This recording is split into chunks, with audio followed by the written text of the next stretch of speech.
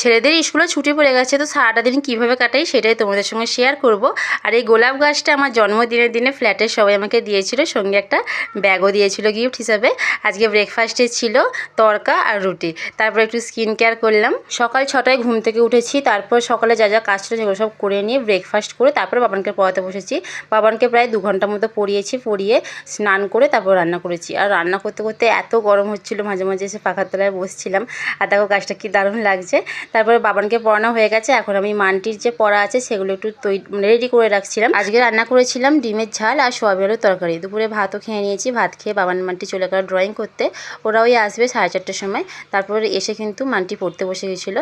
মানটিকেও প্রায় 2 ঘন্টার মতো পড়িয়ে নিয়েছিলাম, তারপরে কিন্তু রেডি হচ্ছিলাম দোকান যাওয়া বলে। ছেলেদের স্কুল ছুটি থাকলে এইভাবেই সারাটা দিন আমার কাটে।